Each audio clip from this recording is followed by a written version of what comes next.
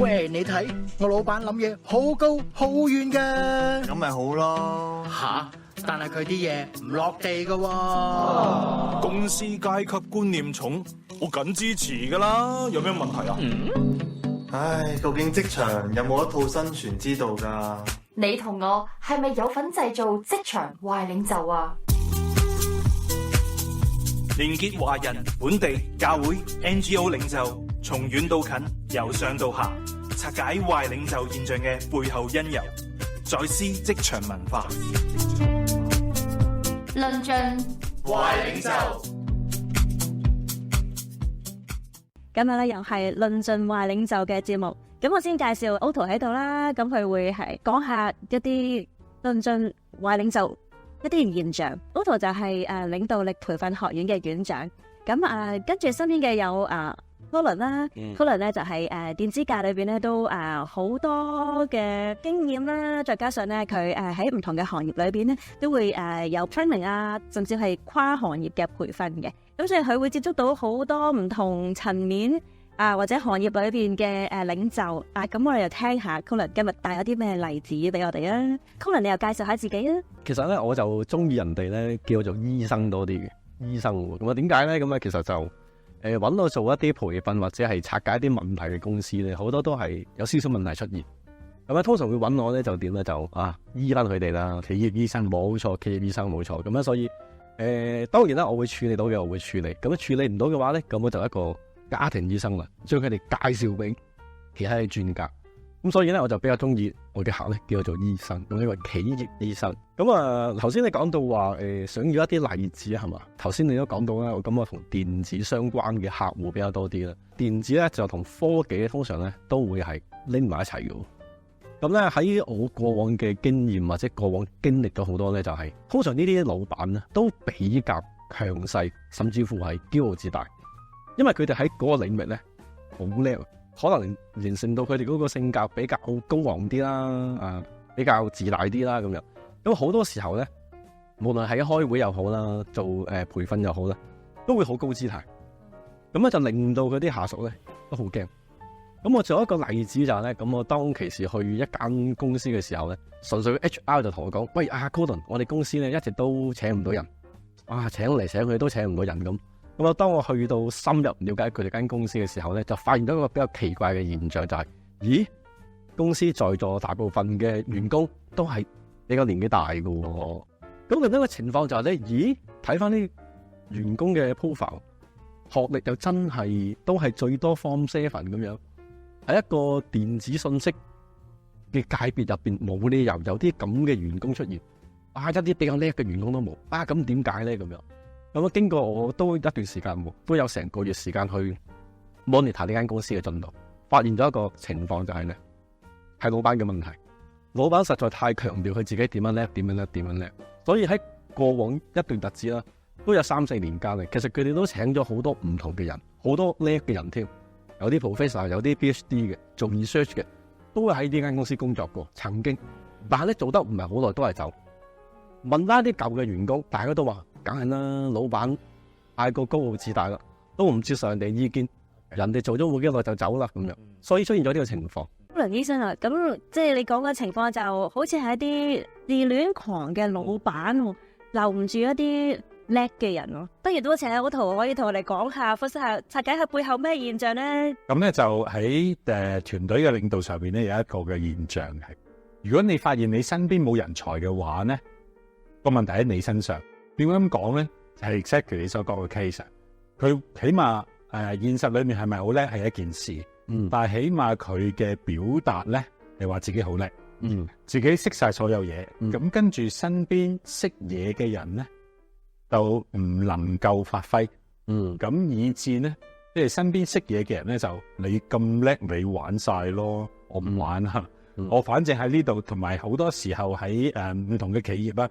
Colin，你陣間可以 comment 下，因為你做咗企業培訓噶嘛。係好多個企業裏邊咧，高管或者係中層管理咧，都唔係只係為兩餐噶嘛。即係除咗個收入好之外，條件好之外，對佢哋嚟講係有得發揮。喺呢個嘅工作環境裏邊咧，佢感覺到或者揾到咧自己嘅崗位同角色。但係如果你個老闆太勁太叻嘅時候咧，咁咧就弊家伙啦。因為咧變得咧係我好渺小，我揾唔到我嘅角色。如果我冇獨特嘅貢獻喺你間公司嗰度，我做咩要喺呢度啫？但係嚟公司可以俾我一個咁樣嘅身份或者尊重，咁我冇必要留低啊。係冇錯。自戀狂咧，其實咧係唔係純粹我哋去話一個人咧佢好自戀嘅？原來咧喺學術界咧喺研究領導學裏邊咧都有咁樣嘅研究嘅。咁呢個研究裏面咧，其實圍繞住特朗普嘅因為咧其實呢一種嘅情況，因為佢個表現同埋表達咧係引起咗好多嘅有興趣去睇下呢一種形態嘅領袖到底點解佢會成功咧？咁其中一個嘅反應咧就係嗰啲跟隨者，即係投佢票嘅人啊。咁咧佢哋心目中咧係需要有個英雄形象喺度，佢哋需要有個偶像喺度，需要有一個咧敢言嘅人。因為每一個人咧，佢總會有啲地方咧係做得係好出色嘅。嗱，譬如你講啲老闆，佢一定係有啲出色嘅地方，以致佢個生意可以成功。但係與此同時咧，佢有啲唔係咁理想嘅地方。咁所以兩個嘅條件同時存在嘅，所以一個人佢可以係一個好叻嘅人，同時係自戀狂。OK， 但係如果太過自卑咧，就冇可能做到呢啲角色嘅。因為作為領袖咧，要有一定嘅自信。自信去到一個無限嘅放大咧，咁我哋就頭先你講自吹自擂咯。其實佢有能力，但係同時佢冇安全感。咁於是佢用說話話俾人聽，我係咁掂嘅咁樣。佢真係做到咁多嘢嘅，如果唔係佢都做唔到呢啲位置。咁但係咧，其實佢過去佢能夠做到呢啲嘢咧，但係冇辦法填補佢裏邊嗰種嘅不安啊。咁以致咧，佢要繼續不斷去同人講，甚至乎咧有啲叻啲嘅人咧，佢會好 jealous， 係即係會好妒忌，係咁咧呢啲情況，呢啲嘅人咧係好難建立團隊嘅。所以你頭先睇到個 case 就係佢身邊咧，其實只有啲比較基層少少嘅員工，冇人同佢傾到偈嘅，近啲 channel 嘅人都容納唔到佢。係啊，冇錯。我哋睇下特朗普都係噶，佢咁多任美國，咁多任總統裏邊咧，係佢咧嘅內閣到落任啊，都未齊人嘅。咁係，即係呢啲就係好明顯嘅自戀狂嘅領袖嘅特徵啦。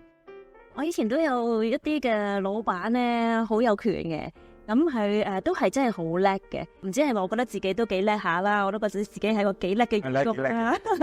咁我都覺得有時咧，啲同事都會同我講，老細又針對你咯喎。咁不過我都 survive 到啦，都係要做嘢噶嘛，都唔能夠咁容易去 quit 份工噶嘛。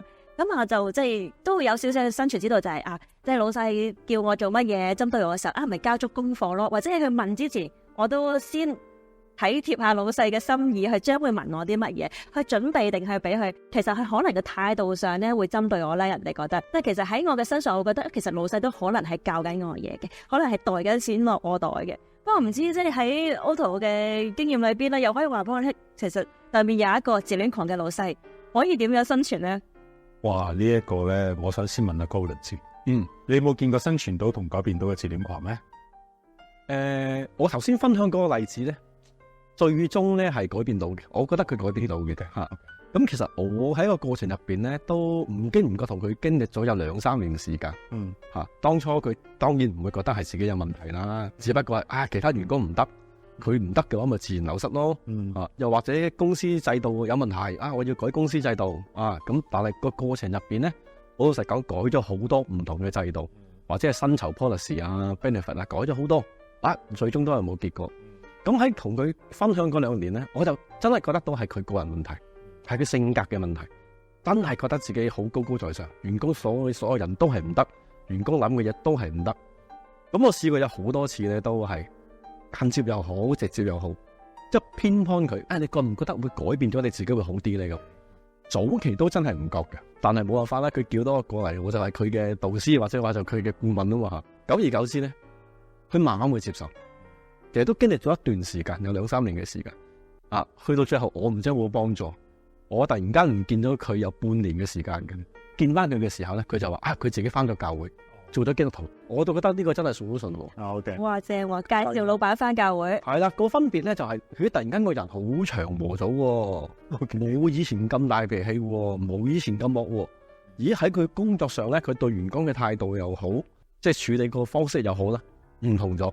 特別喺呢半年咧，佢真係留到一啲比較好嘅員工幫佢，員工真係幫佢做嘅，真係幫佢手做嘢嘅，亦都有員工 comment 翻話呢個老闆都算幾好啊，係嘛啊？除咗開會之外，都同我哋講下啲福音嘅嘢咁啊，好難得。咁所以即係 solution 第一咧，就係介紹個企業醫生俾佢啦。呢個係其中一個方法，即係傳福音啦，呢啲當然係好重要啦。與此同時啊，呢一樣係講緊佢需要人嘅認同啊。咁另外一方面咧，就係可能唔係佢唔夠料啦，而係咧即係裏面冇安全感啦，而係咧佢冇朋友攞面鏡子話俾佢聽，你咁嘅行為說話係有乜嘢嘅後果，係有咩嘅 effect 出嚟。咁呢兩樣咧，其實都有得搞嘅。咁啊，當然如果佢唔係呢啲嘅，係再極端嗰啲咧，就嗌佢真係睇醫生啦，唔係企業醫生，而係心理醫生。咁咧，但係咧就譬如冇安全感，佢需要被肯定嘅，咁你咪肯定佢咯。不過如果你喺呢一個公司裏面，喺呢間公司去做，你肯定你老細嘅話咧，隨時會俾人話你擦鞋嘅。不過你要諗下你自己係為乜嘢啦？即係我諗我哋嘅聽眾同埋觀眾都係基督徒，咁我哋多講兩句，當然係真嘅說話啦，而唔係即係純擦鞋嗰啲假話啦。咁嚟到去表示欣賞咧，佢可能又會有所不同嘅。咁呢個第一啦。第二咧就係針對嗰個嘅，其實每人有一面鏡子。譬如我覺得你個 case 都好好，起碼佢會覺得需要個企業醫生喺度。係啊。我覺得去到呢一步咧，就真係佢身邊嗰啲同事，甚至乎可能佢身邊嘅親戚朋友都處理唔到呢個問題。係，佢應該咧都問過好多人嘅意見，發覺唔得，咁先至會揾我哋幫手。係啦，咁但係咧，佢公司同事應該睇唔到呢一面嘅。因為咧佢喺公司同事面前佢係大晒噶嘛，佢喺言堂噶嘛，佢係最叻嗰個啊嘛，咁所以佢唔會揾佢哋做朋友。咁所以有啲情況咧，就喺工作環境裏邊咧，領袖或者老細咧係好孤單嘅。無論係被動地因為啲員工唔埋佢身，或者主動地係自己嘅性格造成，咁所以咧要做佢朋友咧係非常難嘅，即係喺工作嘅環境裏面。不過又唔係唔可能嘅，即係譬如當然你要認識佢係個點嘅人，佢嘅家庭關係又如何咧？咁樣就喺咁樣嘅處境底下咧，其實你就先至可以揾到一個切入點。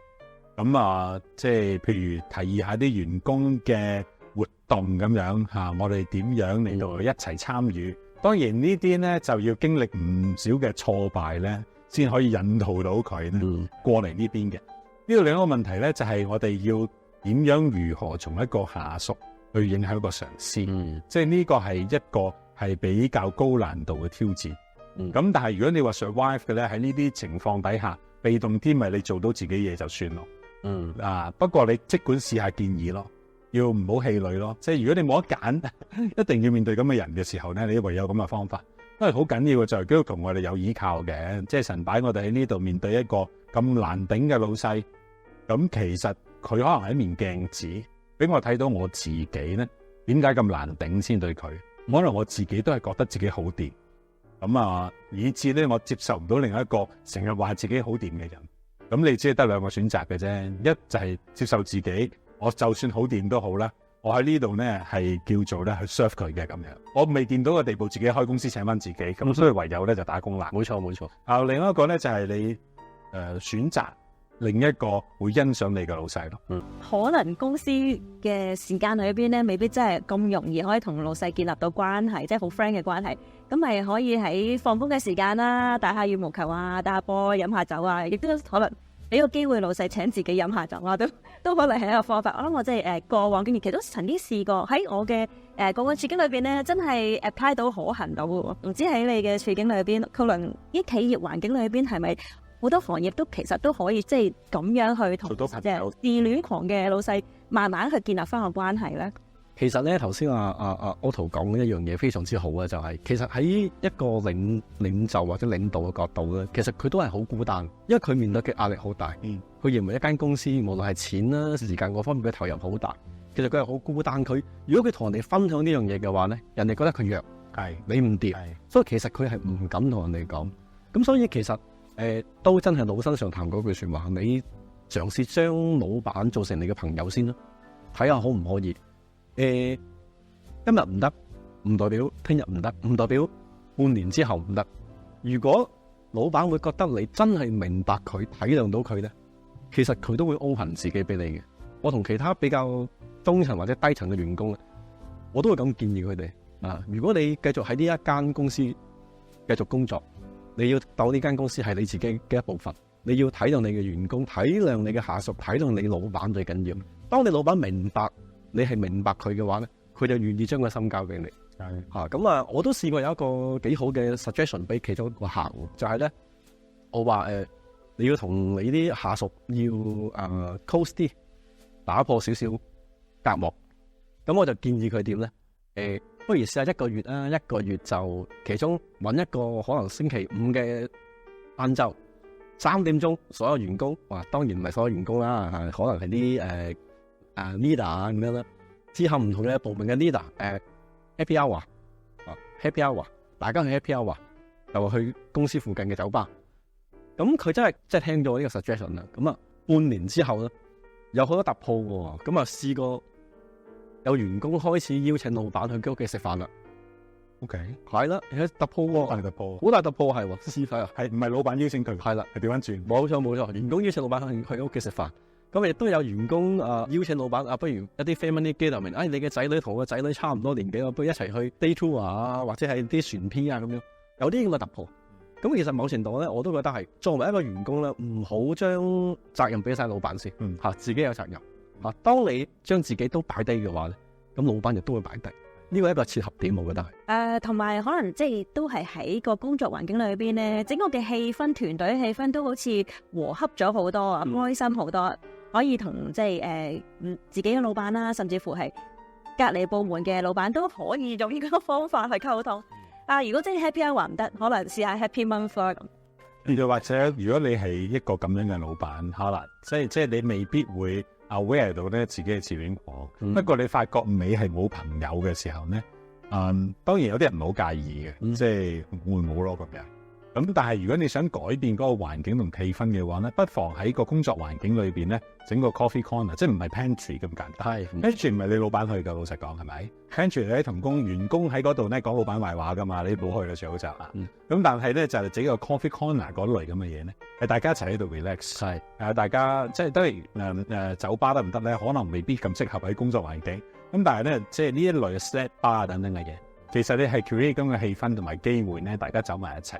傾下傾工作又好，唔傾工作又好，總之係一個輕鬆嘅氣氛，唔係下下都喺一個會議房間裏邊。你嗰個位咧，大家都好自然地咧係好嚴肅嘅。係冇錯。